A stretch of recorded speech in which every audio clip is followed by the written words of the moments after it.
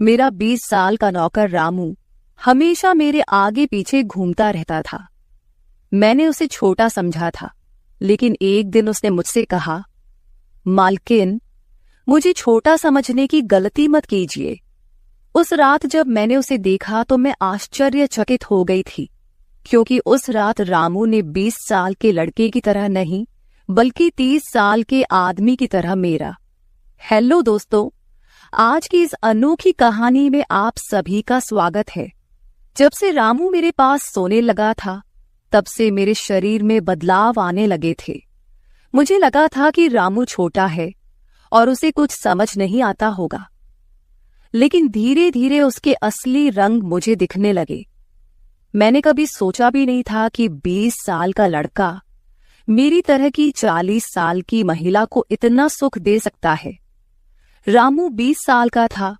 उसे मैं गांव से अपने घर काम के लिए लाई थी। मेरे घर में सिर्फ मैं और मेरा 1 साल का बेटा था। जब मैं काम पर जाती थी तो रामू मेरे बच्चे की देखभाल करता और वह मेरे घर में ही रहता था। मैं बिना शादी के मां बन गई थी। मेरे प्रेमी ने शादी का झांसा देकर मुझसे प्रेम का खेल खेला। जब मैं गर्भवती हो गई तो मैं उसके घर गई और वहां मैंने देखा कि उसकी शादी हो रही थी। उसने मुझसे प्रेम का नाटक किया और किसी और लड़की से शादी कर ली थी। मेरे पेट में पल रहे बच्चे को मारने का मेरा मन नहीं हुआ, और जब मैंने गर्भपात कराने का सोचा, तब तक समय निकल चुका था। मैं 5 महीने की गर्भवती हो चुकी थी। मेरे माता पिता ने मुझे और मेरे बच्चे को स्वीकारने से इनकार कर दिया। तब मैं अकेली रहने लगी। कई महीने पहले मैं अपने गांव गई थी, अपने दादा के 100वें जन्मदिन के लिए। मेरे दादा ने मुझे जन्मदिन का निमंत्रण भेजा था और इसलिए मैं गांव गई थी। मेरे बेटे को वहां सिर्फ मेरे दादा ने ही प्यार से गोद में लिया था। आरव उनके पास खेल रहा था। तभी ऑफिस से मेरा फोन आया और मैं कुछ देर के लिए फोन पर बात करने के लिए बाहर चली गई। जब मैं वापस आई तो मेरा आरव दादा के पास नहीं, बल्कि घर के एक नौकर के पास था। मैंने देखा कि आरव उस नौकर के पास अच्छे से खेल रहा था।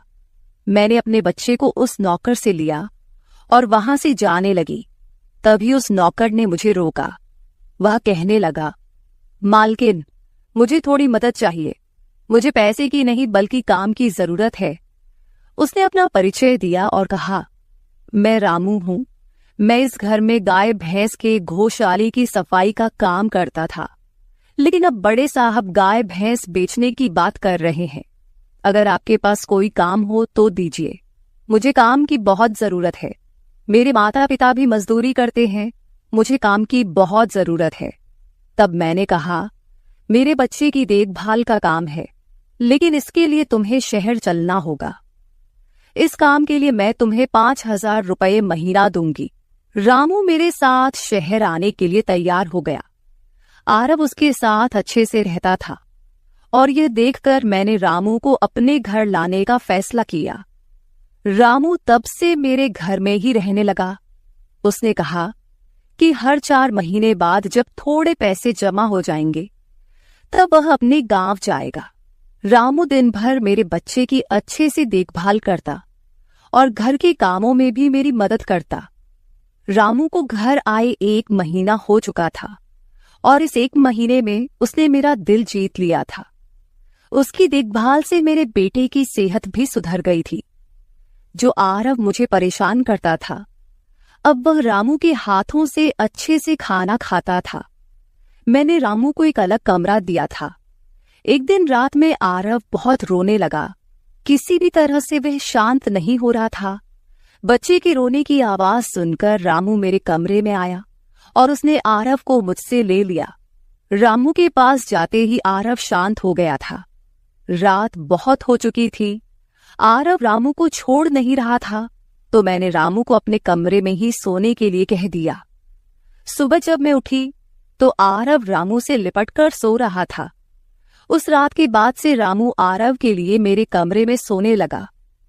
रामू के आने के बाद सब कुछ अच्छे से चल रहा था। रामू के काम से खुश होकर छुट्टी के दिन मैं उसे मॉल लेकर गई। वहां मैंने उसके लिए अच्छे कपड़े खरीदे और सैलून में जाकर उसकी नई हेयर स्टाइल बनवाई। रामू देखने में अच्छा था, लेकिन वह एकदम साधारण तरीके से रहता था। उस दिन मैंने उसका पूरा लुक ही बदल दिया था। उसे नए अंदाज में देखकर मैं भी उस पर विश्वास नहीं कर पा रही थी। कल तक जो एक साधारण सा नौकर था, वह इतना हैंडसम और स्मार्ट दिख सकता है, इसकी मैंने कल्पना भी नहीं की थी। मॉल से हम घर आए तो आरव आते ही सो गया था। मैंने उसे कमरे में बिस्तर पर सुला दिया और पानी पीने के लिए बाहर जाने लगी। तभी रामू मेरे लिए पानी लेकर आया। पानी पीकर मैंने गिलास रखा और रामू मुझे तब से ही एकटक देख रहा था। जैसे ही मैंने गिलास रखा, उसने मुझे गले लगा लिया। कई सालों बाद किसी पुरुष ने मुझे गले लगाया था। मैंने उसे खुद से दूर किया। तब रामू ने कहा, मालकिन, आपकी वजह से आज पहली बार मैंने खुद से प्यार करना सीखा है। जिंदगी बहुत खूबसूरत है, बस इसे जीना आना चाहिए। आज आपने मेरा कायाकल्प करवा कर मुझ पर बहुत बड़ा उपकार किया है। मैं सच में बहुत अच्छा दिख रहा हूँ। रामू के चेहरे पर खुशी देखकर मैं भी खुश थी। अगले दिन से वह बहुत स्वच्छ और सलीके से रहने लगा था। वह 20 साल का था, लेकिन गांव का लड़का होने के कारण उसकी कद काठी अच्छी थी। वह घर में भी रोजाना कसरत करता था। उसकी लंबाई भी ठीक ठाक थी। मैंने उससे उसकी पढ़ाई के बारे में पूछा था, लेकिन उसने कहा कि अब उसका पढ़ाई से मन उठ गया है। हर सुबह ऑफिस जाने से पहले मैं अपने बच्चे को दुलार कर ऑफिस के लिए निकलती थी। आज जब मैं ऑफिस के लिए निकलने से पहले आरव को चूमने गई, तब वह रामू की गोद में था। अचानक आरव ने अपनी गर्दन घुमाई और मेरे होंठ रामू के गाल पर जा लगे। मुझे बहुत शर्मिंदगी महसूस हुई। मैंने उससे माफी मांगी और ऑफिस के लिए निकल गई।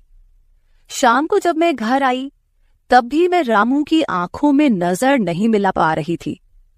रामू ने आरव को खाना खिलाकर सुला दिया था। फिर हम दोनों ने साथ में खाना खाया। खाना खत्म करने के बाद मैं अपने कमरे में गई। वहां मैं अपनी दवाइयां ले रही थी। मुझे माइग्रेन की समस्या थी, उसी की दवा मैं ले रही थी। दवा लेने के बाद भी मेरा सिर बहुत दर्द कर रहा था। मैं अपने कमरे में सिर पकड़कर बैठी हुई थी। कुछ देर बाद रामू कमरे में आया। मुझे इस हाल में देखकर उसने पूछा कि क्या हुआ। जैसे ही उसे पता चला कि मेरा सिर दर्द कर रहा है, उसने मेरे सिर की मालिश शुरू कर दी। रामू की मालिश से मुझे आराम मिल रहा था। धीरे धीरे मुझे गहरी नींद आने लगी। उस रात मुझे बहुत अच्छी नींद आई थी। अगले दिन हमारे ऑफिस में ट्रेडिशनल डे का फंक्शन था और इसके लिए मैंने गुजराती लुक अपनाने का फैसला किया। मैंने घाघरा पहन लिया था, लेकिन स्कर्ट का नॉट बांधने में मुझे दिक्कत हो रही थी। तब मैंने रामू को कमरे में बुलाया और उससे नॉट बांधने को कहा। नॉट बांधते समय उसका हाथ मेरी खुली पीठ पर से गुजर रहा था। मैंने उसे छोटा समझा था, इसलिए मैंने उसे यह काम करने के लिए कहा था। मेरे पास और कोई विकल्प भी नहीं था। तैयार होकर जब मैं जाने लगी तो रामू ने मुझे रोका और अंदर से काजल लेकर आया। उसने मेरे कान के पीछे काजल लगाया और कहा, मालकिन, अब आपको किसी की नजर नहीं लगेगी। आप बहुत सुंदर लग रही हैं। उसकी बात सुनकर मैं हंसी और चलने लगी। उस दिन शाम को जब मैं घर आई तो मेरे साथ मेरी एक सहेली और उसका प्रेमी भी आया। रामू ने आज बहुत अच्छा खाना बनाया था। मेरी सहेली प्रिया 4-5 दिन मेरे घर रुकने वाली थी। अगले 3 दिन उसका प्रेमी भी मेरे घर पर था। अगले दिन रात को रामू ने खाना बनाया और प्रिया और उसके प्रेमी को खाने के लिए बुलाया, लेकिन वे दोनों कमरे में ही ड्रिंक कर रहे थे। प्रिया तो बहुत ज्यादा पी चुकी थी। वह खाना खाए बिना ही सो गई। उसका प्रेमी रोहन हमारे साथ खाना खाने बैठा। उसने कहा, प्राची, तुम प्रिया से भी ज्यादा सुंदर हो। रोहन के बोलते ही रामू उसे गुस्से से देख रहा था। खाना खत्म करने के बाद रोहन अपने कमरे में चला गया। उसके जाते ही रामू मुझसे कहने लगा, मालकिन, आपके ये कैसे दोस्त हैं? मुझे उस आदमी की बात बिल्कुल भी अच्छी नहीं लगी। तब मैंने रामू से कहा, मैं तुझे घर के सदस्य की तरह मानती हूँ। इसका यह मतलब नहीं कि तू मेरे मेहमानों से कुछ भी कहे। तेरा काम है आए हुए मेहमानों की सेवा करना, इसलिए तू सिर्फ वही कर। बाकी मुझे कुछ सिखाने की जरूरत नहीं। रामू को डांट कर मैं अपने कमरे में चली गई। मैंने उसे डांट दिया था, फिर भी वह मेरे लिए पानी लेकर आया। तब मैंने अपनी दवा ली और पानी पीकर सो गई। आज रामू मेरे कमरे में सोने नहीं आया था, ऐसा मुझे लगा। लेकिन सुबह जब मेरी आंख खुली तो मैंने उसे अपने बगल में पाया। सुबह मेरी आंख खुली तो मेरे सामने प्रिया थी। वह बहुत गुस्से में लग रही थी। रामू को मेरे सामने लाया गया। उसके हाथ में प्रिया की ओढ़नी बंधी हुई थी। प्रिया ने कहा, तुम्हारे इस देहाती नौकर ने मेरे प्रेमी का हाथ तोड़ दिया है।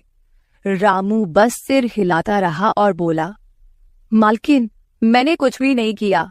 रात को रोहन साहब नशे में थे, तभी उनका संतुलन बिगड़ गया होगा और वे गिर गए होंगे। रामू भला रोहन साहब पर हाथ क्यों उठाएगा?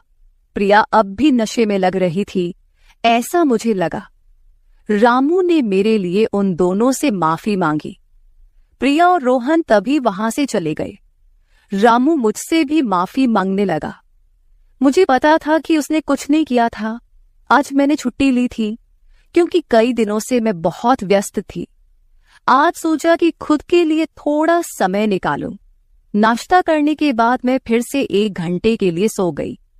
आरव भी मेरे साथ सो गया था। उठने के बाद मुझे 1 कप चाय की जरूरत महसूस हुई। मैं रामू को चाय बनाने के लिए पुकार रही थी, लेकिन उसकी तरफ से कोई जवाब नहीं आ रहा था। उसे ढूंढते ढूंढते मैं उसके कमरे में गई। वहां जाकर देखा कि रामू अभी अभी नहाकर बाथरूम से बाहर आया था। उसने शर्ट नहीं पहनी थी। मैंने पहली बार उसे इस तरह देखा। रामू का शरीर बेहद मजबूत था। उसका शरीर किसी योद्धा की तरह दिख रहा था। मैं उसे टकटकी लगाकर देख रही थी। मुझे उस वक्त कोई होश नहीं था। कई सालों बाद मैं किसी जवान पुरुष को इस तरह बिना कपड़ों के देख रही थी। मैं उसे टकटकी लगाए देख रही थी। तभी रामू ने मुझे आवाज दी। वह मेरे सामने शर्ट पहनकर खड़ा था, फिर भी मैं अपनी सुध-बुध खोए उसे देख रही थी। उसने मेरी आंखों के सामने चुटकी बजाई। तब मैं होश में आई और उससे कहा कि मेरे लिए चाय बना दे। आज घर में ही थोड़ा खुद का स्किन केयर करने का सोचा, इसलिए दोपहर के समय मैं अपने कमरे में अपना पार्लर चलाने लगी। उस समय मैंने शॉर्ट्स और गाउन पहन रखा था और मैं अपने पैरों का वैक्सिंग कर रही थी। वैक्सिंग करते समय गलती से मैंने थोड़ा ज्यादा गर्म वैक्स अपने पैर पर लगा लिया, जिससे जलन हुई और मेरे मुंह से तेज आवाज निकल गई। मेरी आवाज सुनकर रामू दौड़ता हुआ मेरे कमरे में आया। उसने मेरे जले हुए पैर को देखा। उसने मेरे पैर से गर्म वैक्स हटाया और वहां क्रीम लगा दी। उसके हाथ बार बार मेरे पैर पर अनजाने में फिर रहे थे और उस वक्त मेरे मन में जो भावनाएं उत्पन्न हो रही थीं, उन्हें व्यक्त करना मेरे लिए मुश्किल हो रहा था। रामू की नजर मुझ पर पड़ते ही मैं दर्द से कराह उठी। मुझे इस हालत में देखकर उसने कहा, बाई साहब, अब आप बस आराम से लेट जाइए। आपको जो भी करना है मुझे बताइए, मैं आपकी मदद कर दूंगा। मैंने उसे मेरे दूसरे पैर का वैक्सिंग करने को कहा। रामू ने जैसा मैंने बताया वैसा ही किया। उसने मेरे चेहरे की मसाज भी कर दी।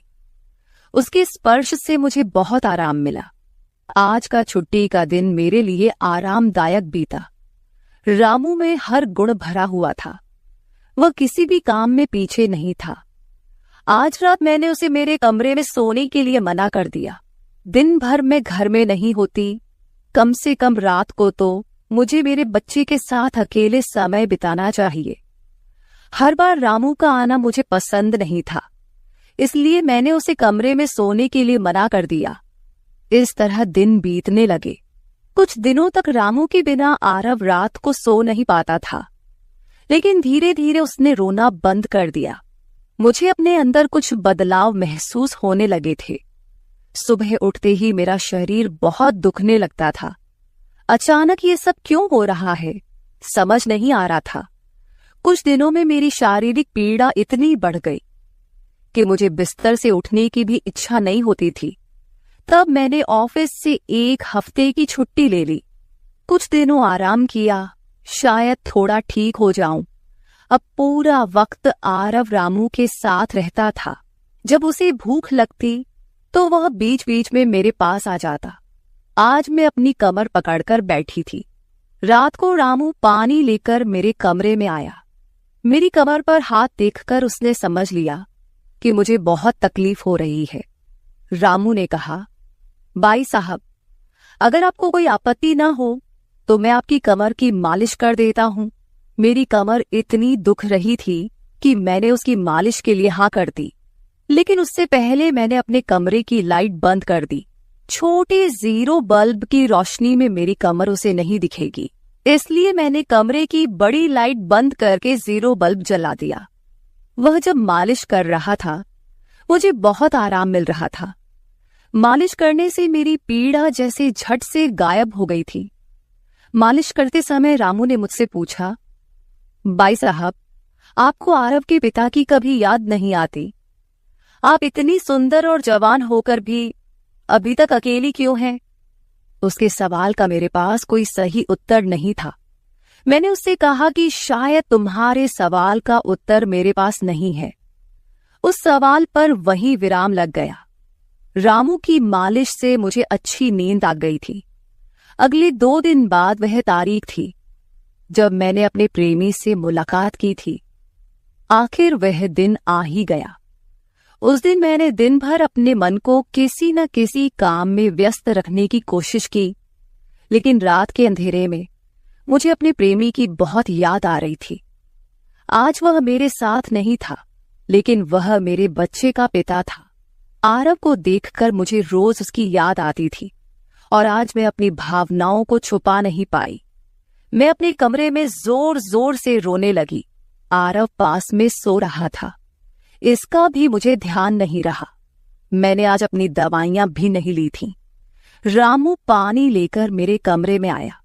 मुझे रोते हुए देखकर उसने मुझे पानी पिलाया। जब मैं शांत हुई तो उसने मुझे दवाइयां दी। मेरे रोने की आवाज से आरव हल्का हिलने लगा। वह जाग न जाए, इसलिए रामू मुझे अपने कमरे में ले गया। वहां जाकर मैंने उसे कसकर गले लगा लिया। ऐसा लग रहा था कि मैंने अपना होश खो दिया था।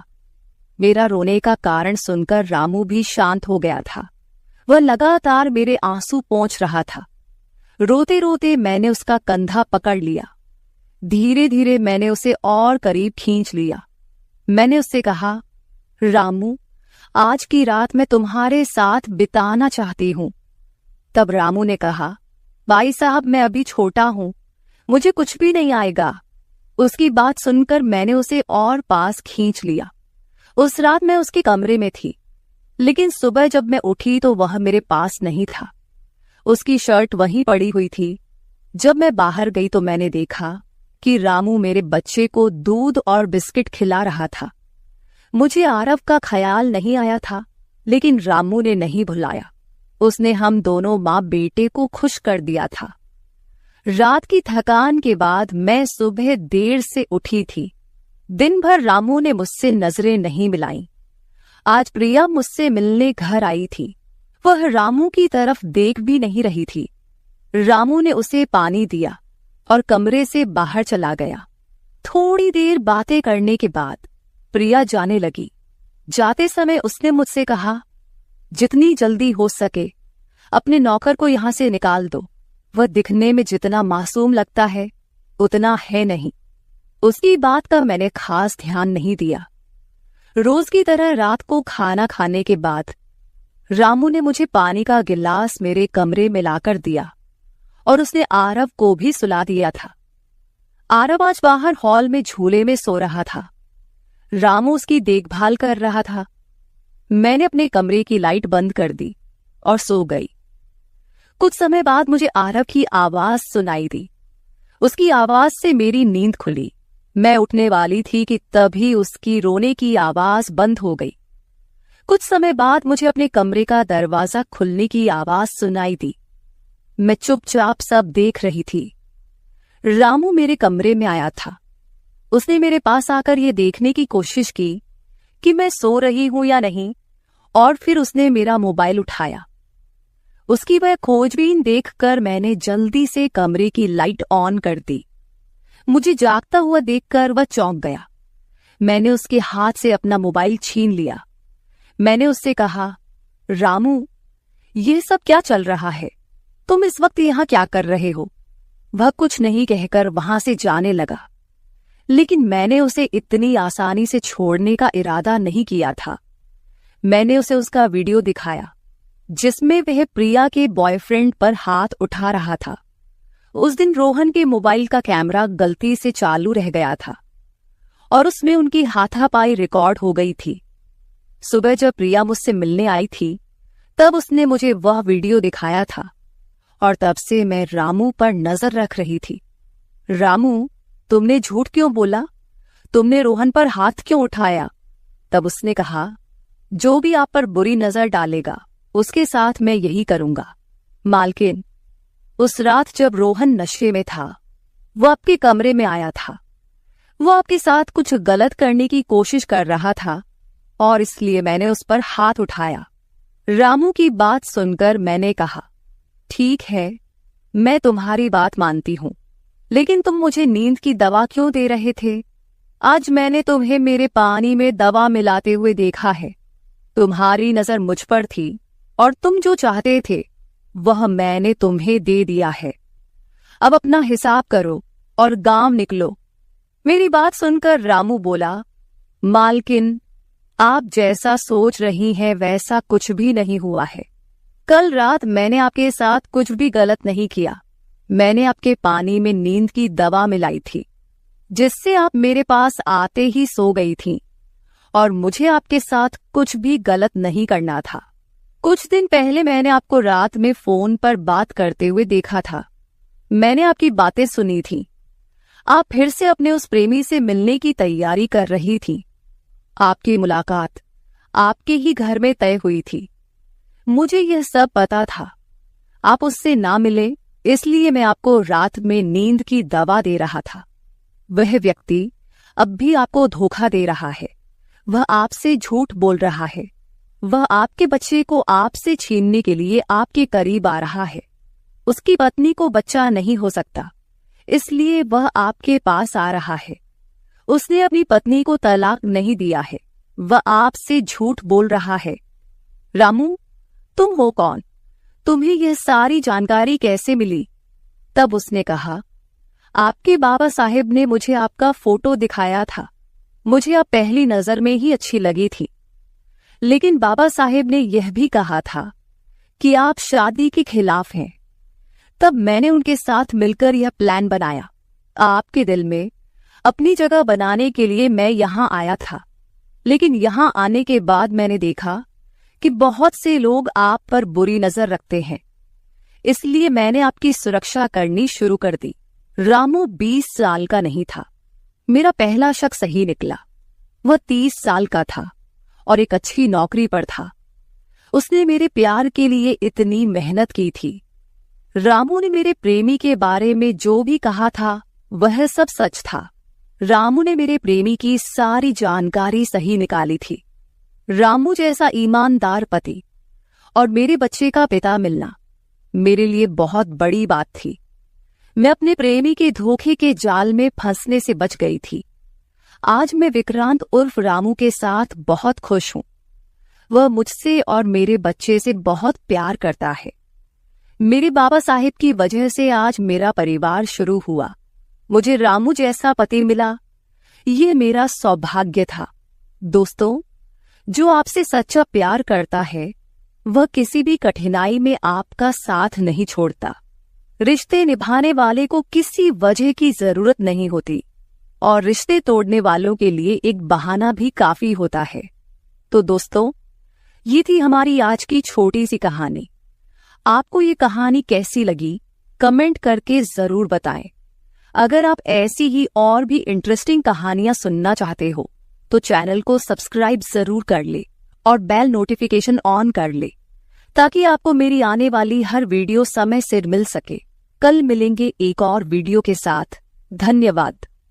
नौकर जोर लगा लगाकर मेरा मसाज करता। मैं उसको पैसे पकड़ाती तो कहता, रहने दो मालकिन, वसूली रात को करूंगा। मैं कुछ समझ नहीं पाती। जैसे जैसे वह मसाज करता मुझ पर खुमारी बढ़ती ही जाती और मैं सुकून से गहरी नींद सो जाती। लेकिन एक रात मुझे नींद नहीं आई। मेरे तो होश उड़ गए जब उस रात मसाज करते करते उसने, मेरा नाम दामिनी है, मैं बहुत खूबसूरत थी, इसीलिए शादी से पहले हर दिन मेरे लिए रिश्ता आता था। मैं अपने माँ बाप की इकलौती बेटी थी, इसलिए मेरा बाप चाहता था कि मैं डॉक्टर बनकर उसका नाम रोशन करूं। मगर जब मेरे लिए इतने अच्छे रिश्ते आते थे तो मेरी माँ मुझे कहती कि तुम अपनी पढ़ाई छोड़ दो ताकि मैं तुम्हारी शादी कर दूं। मगर मैं अपनी माँ से कहती थी कि मुझे तो डॉक्टर बनना है। मगर ये सुनकर मेरी माँ को गुस्सा आ जाता था और वह कहती थी कि तुम अभी शादी कर लो, ये डॉक्टर की पढ़ाई बाद में कर लेना। मगर मेरा बाप नहीं मानता था, इसलिए मेरी माँ एक बुजुर्ग बाबा के पास गई और उनसे कहा कि मैं अपनी बेटी की शादी करना चाहती हूँ। मगर उसका बाप नहीं मान रहा। कोई ऐसा ताबीज दो कि उसका बाप शादी के लिए फौरन मान जाए। उस बुजुर्ग ने मेरी माँ से 2000 रुपए लिए और ऐसा ताबीज दिया कि मेरा बाप मेरी शादी के लिए फौरन मान गया। ये रिश्ता दरअसल मेरे बाप के दोस्त ने अपने बेटे के लिए मांगा था और कहा कि आपकी बेटी शादी के बाद भी डॉक्टर बन सकती है। ये सुनकर मेरे बाप ने उससे शादी के लिए फौरन हाँ कह दिया और मैं विदा होकर अपने ससुराल आ गई। मेरे ससुराल वाले बहुत अमीर थे, इसलिए मैं और मेरे पति अलग घर में रहते थे। मेरा पति अपने बाप का बिजनेस संभालता था, इसलिए वह सुबह से शाम तक बिजी रहता था। मैं उसके घर गई तो वहां का ऐशो आराम देखकर मैं चौंक गई। मेरे पति ने मेरी सेवा के लिए कई नौकरानियां रखी हुई थी, मगर उसका एक नौकर धीरे धीरे मेरे करीब आने लगा। उस नौकर ने मुझसे कहा कि मैं यहाँ काफी सालों से काम कर रहा हूँ और आपके ससुराल वाले मुझे बिल्कुल घर के मेंबर की तरह ही समझते हैं। ये सुनकर मैंने भी उसे खास अहमियत देना शुरू कर दी। वह एक दिन मेरे कमरे में आ गया। मैं अभी तक बिस्तर में लेटी हुई थी। उसने मुझे थका थका देखा तो कहने लगा कि आप लेटे रहो, थक गई होगी। अगर आपको एतराज ना हो तो मैं आपके पैर दबा दूं। यह सुनकर मैं चौंक गई। मैं खूबसूरत थी, जवान थी, लेकिन मुझे मेरे पति के अलावा किसी मर्द ने नहीं छुआ था और ना ही मैंने किसी नौकर से कभी अपने पैर दबवाए थे। इसलिए मैंने फौरन मना कर दिया, क्योंकि मुझे अच्छा नहीं लगता कि कोई पराया मुझे छुए। यह सुनकर वह चुप हो गया और मेरे कमरे से चला गया। तभी मुझे एहसास हुआ कि मैंने उसकी बात का जवाब बहुत सख्ती से दिया था। शायद वह पहले भी मेरे ससुराल में ऐसे काम करता होगा, मगर मैंने साफ इनकार करके उसका दिल तोड़ दिया था। दरअसल मैं बहुत नरम दिल थी, इसलिए मुझे बाद में अफसोस होने लगा। मैं उसके बारे में सोचने लगी कि यह नौकर तो काफी जवान और खूबसूरत है, मुझे इससे पैर नहीं दबवाना चाहिए था। शायद मेरे पति को यह बात अच्छी न लगे। अगले दिन भी ऐसा हुआ। नौकर ने यही बात मुझे दोबारा कहा। मैं उस दिन बहुत थकी हुई थी, इसलिए मैंने अपने पैर बिस्तर से नीचे कर लिए और उससे कहा कि तुम मेरे पैर दबा दो। ये सुनकर वह खुश हो गया और उसने मेरे पैर दबाने शुरू कर दिए। वह इतने धीरे धीरे पैर दबा रहा था कि मुझे फिर से नींद आने लगी। ये देखकर वह नौकर कहने लगा, मालकिन, आपको नींद आ रही है, आप बिस्तर पर लेट जाओ, मैं आपके पैर दबाता रहूंगा। मैं जैसे मदहोशी में थी, इसलिए फौरन बिस्तर पर लेट गई। वह नौकर बिस्तर पर आ गया और मेरे पैर दबाने लगा। उसके बाद मुझे होश नहीं रहा और मैं सो गई। मुझे नहीं पता था कि मैं कितने घंटे सोती रही। मेरी आंख खुली तो मैंने देखा कि वह नौकर अभी तक मेरे पैर दबा रहा था। ये देखकर मुझे उस पर तरस आ गया और मैंने हाथ बढ़ाकर अपना पर्स खोली और कुछ नोट निकाले और उस नौकर के हाथ में रख दिए। ये देखकर वह शर्माने लगा। मालकिन, आप मुझे पैसे देकर शर्मिंदा कर रही है।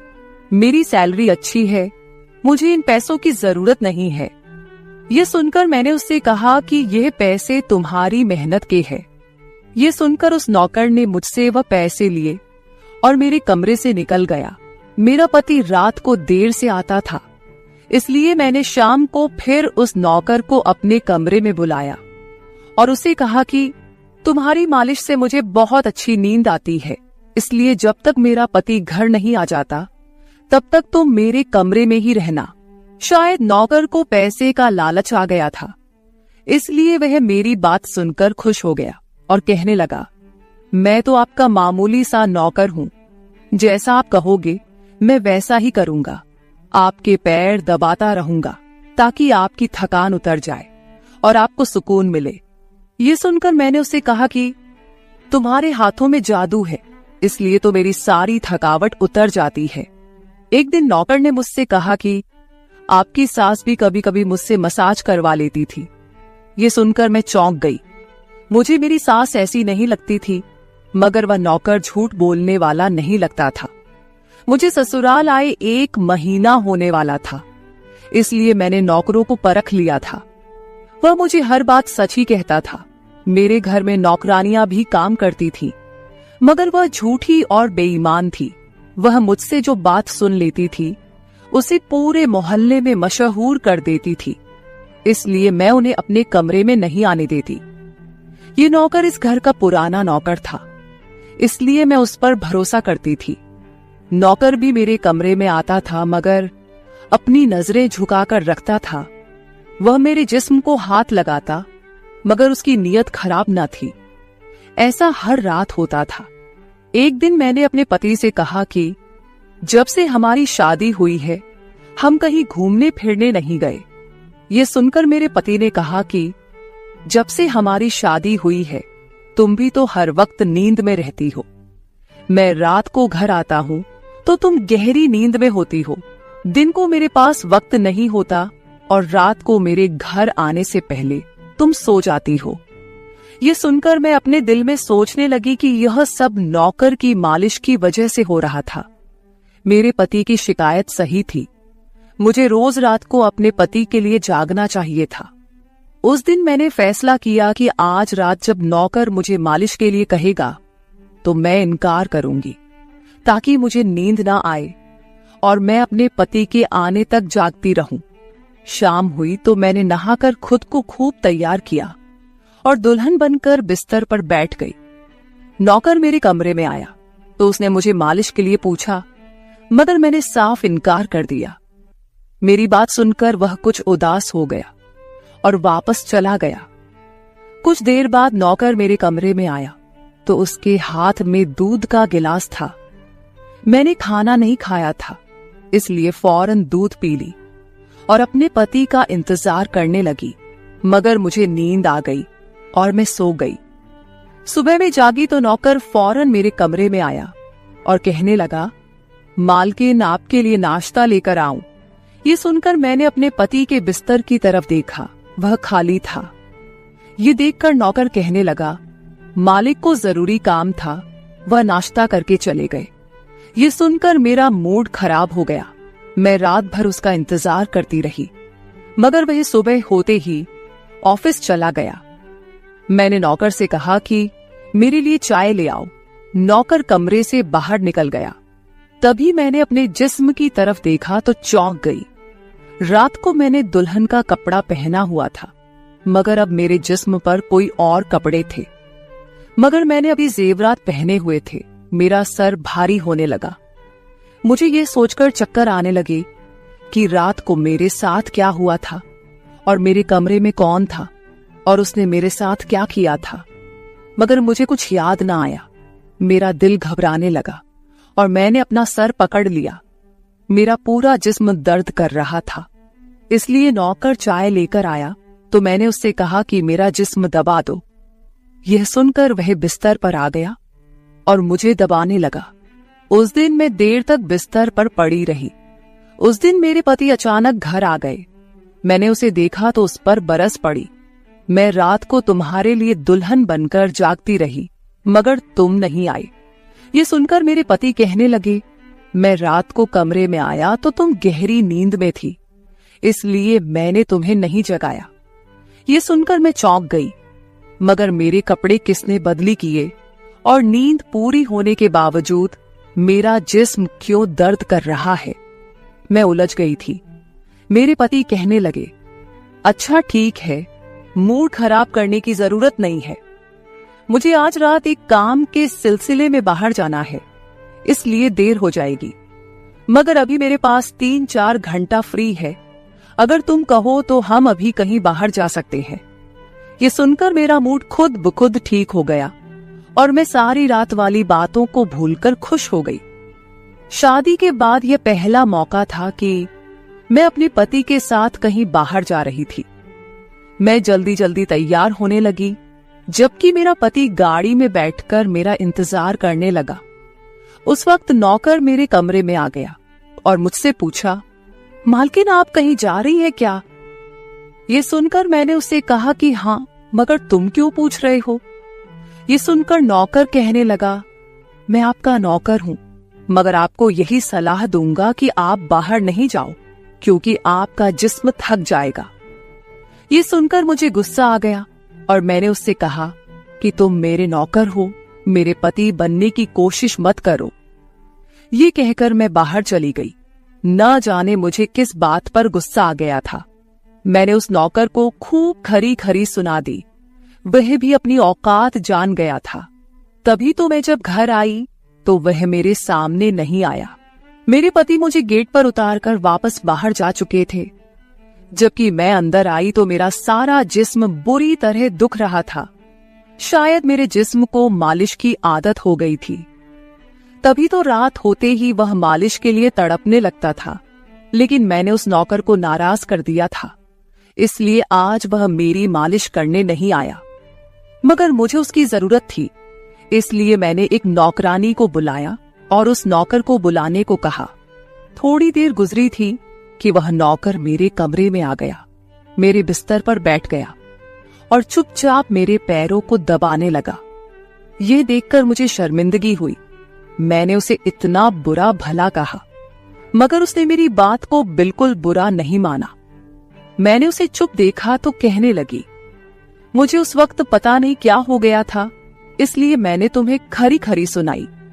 मैं इतने दिनों के बाद अपने पति के साथ कहीं बाहर जा रही थी, इसलिए मुझे तुम्हारा टोकना अच्छा नहीं लगा, इसीलिए मुझे माफ कर दो। मैं उसकी मालकिन थी और उसे इस काम के पैसे देती थी, मगर अब भी मुझ में इंसानियत जिंदा थी, इसलिए मैंने मालिक होकर भी नौकर से माफी मांग ली, क्योंकि वह भले ही नौकर था, मगर वह एक इंसान भी तो था। मेरी बात सुनकर वह नौकर कहने लगा, मैं आपका नौकर हूं, इस काम के लिए मैं आपसे सैलरी लेता हूं, इसलिए आपको हक है, आप जो चाहे मुझे कह दे। ये सुनकर मैं चुप हो गई, मगर मैंने सोच लिया था कि आइंदा इससे ऐसा कुछ नहीं कहूंगी। वह उस रात देर तक मेरी मालिश करता रहा और फिर मुझे नींद आ गई।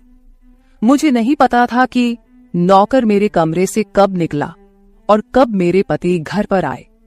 मैं सुबह उठी तो मेरा पति बाथरूम में था और बाहर जाने के लिए तैयार हो रहा था। मैं उसे हैरानी से देखने लगी। पता नहीं आजकल मुझे क्या हो रहा था। नौकर की मालिश से मुझे इतनी गहरी नींद आती कि मुझे किसी बात का होश ना रहता था। मुझे इस बात का भी पता नहीं चलता था कि मेरा पति कब कमरे में आता था। मैं सोचने लगी कि इस नौकर की मालिश में ऐसा क्या जादू था कि वह मेरे पति के आने से पहले ही मेरी मालिश करता, तो मैं अचानक गहरी नींद में सो जाती थी। सुबह जब मैं उठती तो मेरा सर भारी महसूस होता और मैं चलने फिरने के काबिल नहीं रहती। मगर यह बात मैंने अपने पति को नहीं बताई, क्योंकि मैं नहीं चाहती थी कि ये बात मेरे पति को पता चले कि मैं उस नौकर से मसाज करवाती थी। एक दिन मेरा पति दिन के वक्त घर पर ही रहा। मैंने नौकर से घर के सारे काम करवाए, अपने कमरे में नहीं आने दिया। नौकर भी घर के सारे काम करता रहा और मसाज वाली बात किसी के सामने अपने मुंह से नहीं निकाली। मैं भी चाहती थी कि यह बात किसी को पता ना चले। इस दौरान जब मेरा पति घर से बाहर जाता था, मैं उस नौकर को कमरे में बुला लेती थी। मगर एक दिन मेरा पति अचानक ही घर आ गया और मैं कमरे में थी। यह देखकर मैं बहुत घबरा गई और सोचा कि पति के आने से पहले नौकर को भगा दूं। मगर यह नौकर भी बड़ा समझदार था।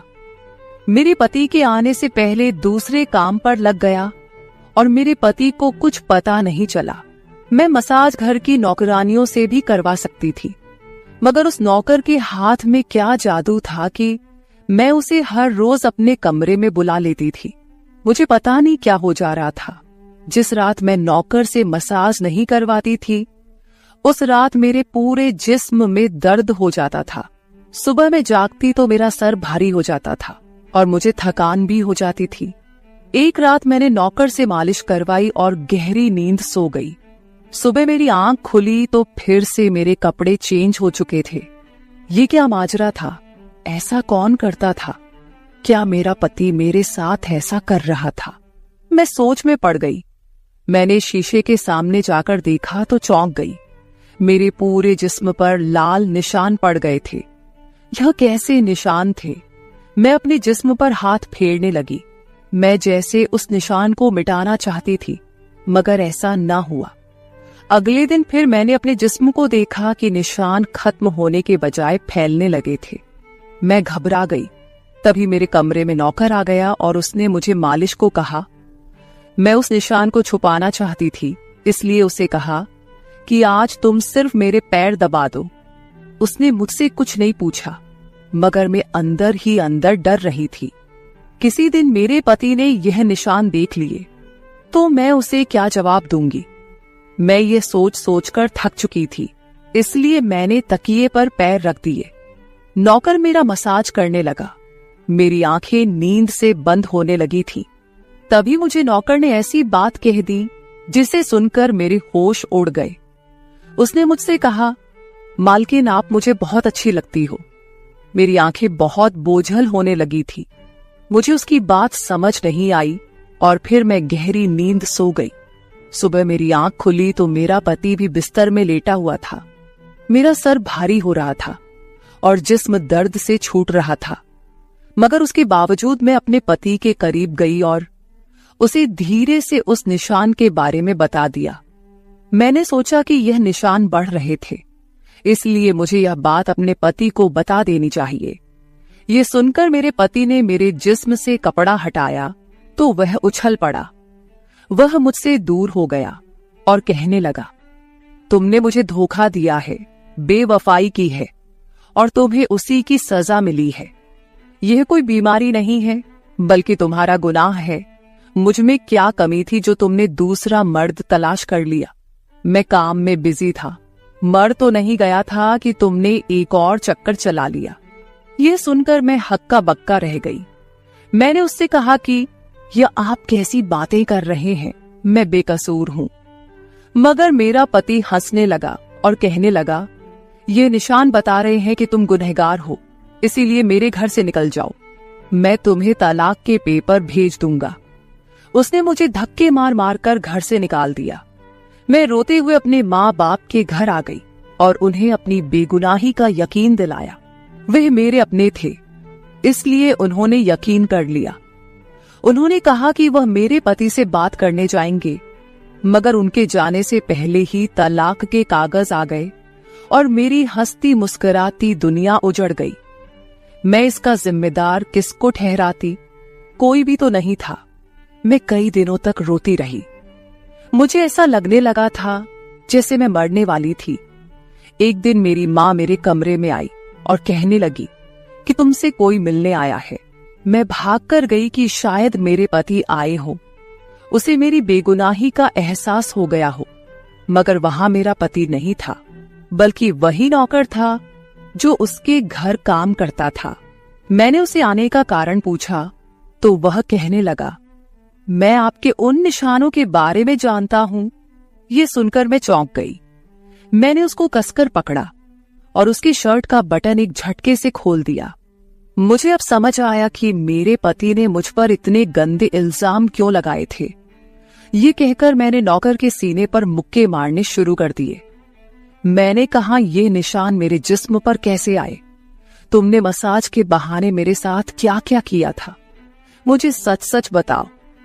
ये सुनकर नौकर ने मेरे दोनों हाथ पकड़ लिए और कहने लगा, मेरा नाम राजेंद्र है और मैं तुम्हारे साथ यूनिवर्सिटी में पढ़ता था, मगर मुझे तुमसे प्यार हो गया।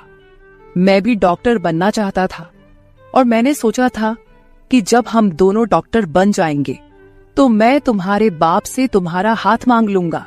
मगर एक दिन तुम्हारी सहेली की जुबानी मुझे पता चला कि तुम्हारी माँ तुम्हारी शादी जल्द करना चाहती है, इसलिए मैंने डर कर तुम्हारे घर रिश्ता भेजा। मगर तुम्हारे बाप ने इनकार कर दिया और कहा कि मैं अपनी बेटी की शादी तब करूंगा जब वह डॉक्टर बन जाएगी। इसलिए मैं टेंशन फ्री होकर अपनी पढ़ाई करने लगा। मुझे 1 हफ्ते के लिए अपने कजिन की शादी के लिए शहर से बाहर जाना पड़ा, तभी तुम्हारी शादी हो गई। वह यह सब मुझसे कह रहा था और मैं चुपचाप उसे देख रही थी। जब मैं वापस आया तो मेरी मोहब्बत किसी और की दुल्हन बन चुकी थी। मैं तुम्हारे प्यार और दीवानगी में तुम्हारे ही घर का नौकर बन गया ताकि मैं तुम्हारे करीब रह सकूं। मैं तुम्हारे करीब आना चाहता था, इसलिए मसाज के बहाने तुम्हारे कमरे में आ जाता था और रात को तुम्हारे दूध में बेहोशी की दवा मिला देता था ताकि तुम सोती रहो और तुम्हारा पति तुम्हारे करीब ना आ सके, क्योंकि तुम मेरी थी। मैं तुम्हें किसी और के करीब नहीं देख सकता था। ये सुनकर मैं हक्का बक्का रह गई। क्या तुमने मेरे साथ कभी कुछ गलत किया?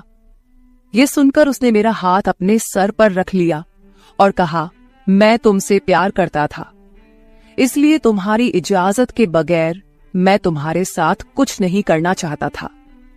ये सुनकर मैंने उस निशान की तरफ इशारा किया जो हम दोनों के जिस्म पर थे। ये सुनकर वह हंस दिया और कहा कि मैं डॉक्टर हूं और यह सिर्फ इन्फेक्शन है। ये मैंने इसलिए किया ताकि तुम्हारे पति को हम दोनों के ऊपर शक हो जाए। ये कहकर उसने मुझसे माफी मांग ली और मैंने पूरे 1 साल उसे सजा देने के बाद माफ कर दिया और फिर उसके साथ शादी कर ली। तो मेरे प्यारे दोस्तों, ये थी हमारी आज की छोटी सी कहानी। आपको ये कहानी कैसी लगी कमेंट करके जरूर बताएं। अगर आपको ये कहानी पसंद आई हो तो इसे लाइक करें और अपने दोस्तों के साथ शेयर करें। अगर आप ऐसी ही और भी इंटरेस्टिंग और रोमांटिक कहानियां सुनना चाहते हो तो चैनल को सब्सक्राइब जरूर कर ले और बेल आइकॉन ऑन कर ले ताकि आपको मेरी हर कहानी समय पर मिल सके। कल मिलेंगे एक और नई कहानी के साथ। धन्यवाद।